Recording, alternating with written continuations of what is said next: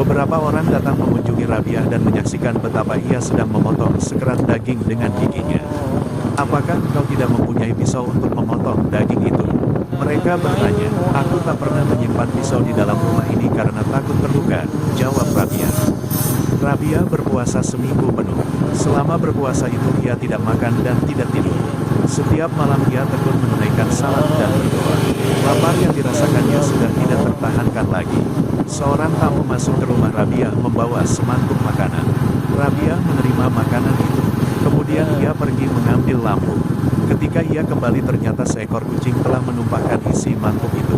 Akan kuambil kendi air dan aku akan berbuka puasa, Rabiah berkata. Ketika ia kembali dengan sekendi air ternyata lampu telah padam. Ia hendak meminum air kendi itu di dalam kegelapan, tetapi kendi itu terlepas dari tangannya dan jatuh, pecah berantakan. Rabiah meratap dan mengeluh sedemikian menyayat hati seolah-olah sebagian rumahnya telah dimakan api. Rabiah menangis, "Ya Allah, apakah yang telah Engkau perbuat terhadap hamba-Mu yang tak berdaya ini?" "Berhati-hatilah Rabiah," sebuah seruan terdengar di telinganya. "Janganlah engkau sampai mengharapkan bahwa aku akan menganugerahkan semua kenikmatan dunia kepadamu sehingga pengabdianmu kepadaku terhapus dari dalam hatimu. Pengabdian kepadaku dan kenikmatan-kenikmatan dunia tidak bisa dipadukan di dalam satu hati. Rabiah, engkau menginginkan suatu hal sedang aku menginginkan hal yang lain. Hasratku dan hasratmu tidak bisa dipadukan di dalam satu hati." Setelah mendengar celaan itu, Rabiah mengisahkan, "Kulepaskan hatiku dari dunia dan kubuang segala hasrat dari dalam hatiku, sehingga selama 30 tahun yang terakhir ini, apabila melakukan salat, maka aku menganggap sebagai salat yang terakhir." Beberapa orang mengunjungi Rabiah untuk memujinya. Mereka ingin memergoki Rabiah mengucapkan kata-kata yang tidak dipikirkannya terlebih dahulu. "Segala macam kebajikan telah dibagi-bagikan kepada kepala kaum lelaki," mereka berkata. "Mahkota kenabian telah ditaruh di kepala kaum lelaki. Sabuk kebangsawanan telah diikatkan di pinggang kaum lelaki. Tidak ada seorang perempuan pun yang telah diangkat Allah menjadi nabi." "Semua itu memang benar," jawab Rabiah. "Tetapi egoisme, memuja diri sendiri dan ucapan, 'Bukankah aku Tuhanmu yang Maha Tinggi?' tidak pernah terbersit di dalam hati perempuan.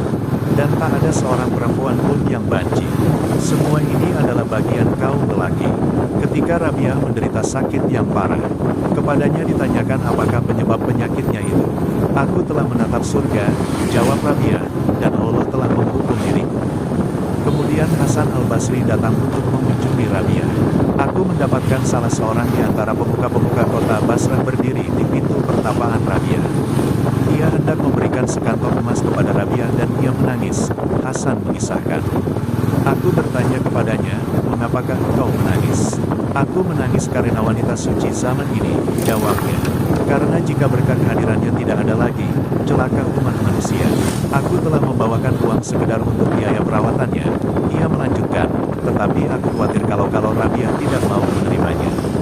Bujuklah Rabiah agar ia mau menerima uang ini.' Maka masuklah Hasan ke dalam pertapaan Rabiah dan membujuknya untuk mau menerima uang itu. Rabiah menatap Hasan dan berkata, 'Dia telah menafkahi orang-orang yang memujanya. Apakah dia tidak akan menafkahi orang-orang yang mencintainya? Sejak aku mengenalnya, aku telah berpaling dari manusia ciptaannya. Aku tidak tahu apakah kekayaan seseorang itu halal atau tidak, maka bagaimana aku bisa menerima pemberiannya?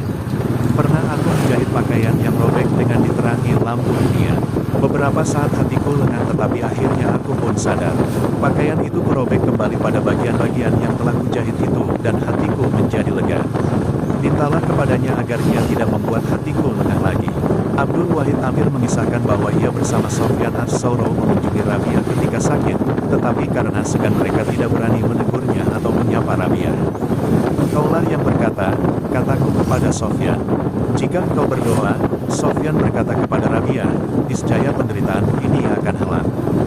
Rabiah menjawab, 'Tidak tahukah engkau siapa yang menghendaki aku menderita seperti ini? Bukankah Allah?' 'Ya,' Sofyan membenarkan. 'Bagaimana mungkin engkau yang mengetahui hal ini, menyuruhku untuk memohonkan hal yang bertentangan dengan kehendaknya? Bukankah tidak baik apabila kita menentang sahabat kita sendiri? Apakah yang engkau inginkan Rabiah?' Sofyan bertanya pula. 'Sofyan, engkau adalah seorang yang terpelajar. Tetapi mengapa engkau bertanya, apakah yang engkau inginkan? Demi kebesaran Allah, Rabia berkata tandas, telah 12 tahun lamanya aku menginginkan buah kurma segar. Engkau tentu tahu bahwa di kota Basra buah kurma sangat murah harganya, tetapi hingga saat ini aku tidak pernah memakannya. Aku ini hanyalah hambanya, maka kafirlah aku. Engkau harus menginginkan segala sesuatu yang diinginkannya semata-mata agar engkau bisa menjadi hambanya yang sejati. Tetapi lain lagi persoalannya jika Tuhan sendiri memberikannya. Sofyan terdiam, kemudian ia berkata kepada Rabia, karena aku tak bisa berbicara mengenai dirimu, maka engkaulah yang berbicara mengenai diriku. Engkau adalah manusia yang baik kecuali dalam satu hal, engkau mencintai dunia. Engkau pun suka membacakan hadis-hadis. Yang terakhir ini dikatakan Rabia dengan maksud bahwa membacakan hadis-hadis tersebut adalah suatu perbuatan yang mulia.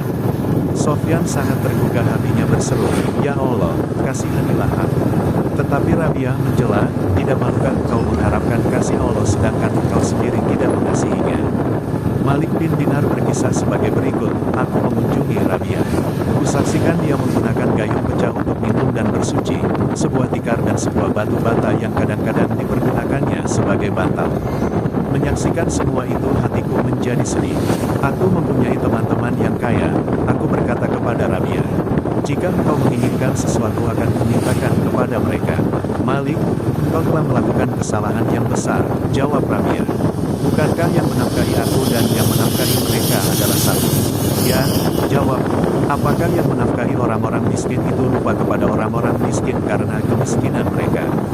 Dan apakah dia ingat kepada orang-orang kaya karena kekayaan mereka? Tanya Rabia.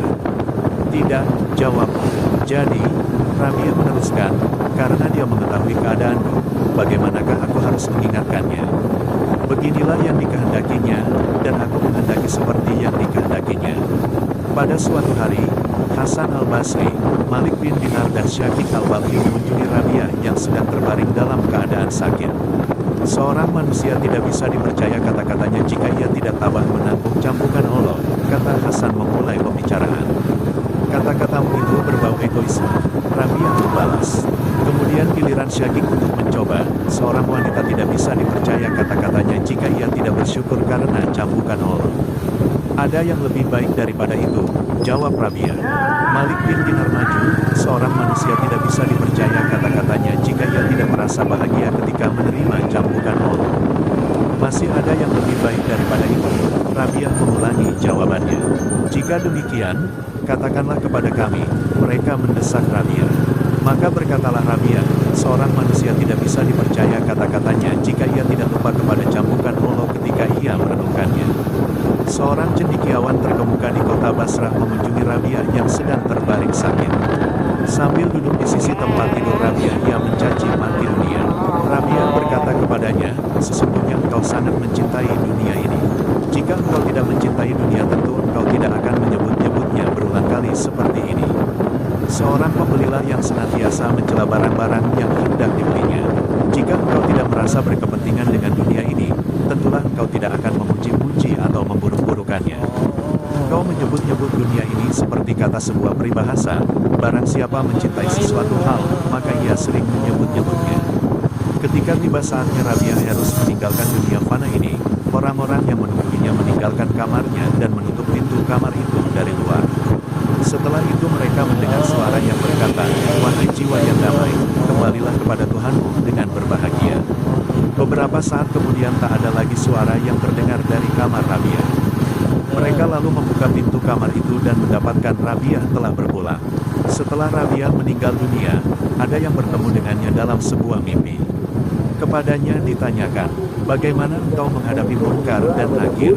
Rabia menjawab, kedua malaikat itu datang kepadaku dan bertanya, siapakah Tuhanmu? Aku menjawab, pergilah kepada Tuhanmu dan katakan kepadanya, di antara beribu-ribu makhluk yang ada, janganlah engkau melupakan seorang wanita tua yang lemah. Aku hanya memiliki engkau di dunia yang luas, tidak pernah lupa kepadamu, tetapi mengapakah engkau mengirim utusan sekedar menanyakan, siapa Tuhanmu, kepadaku?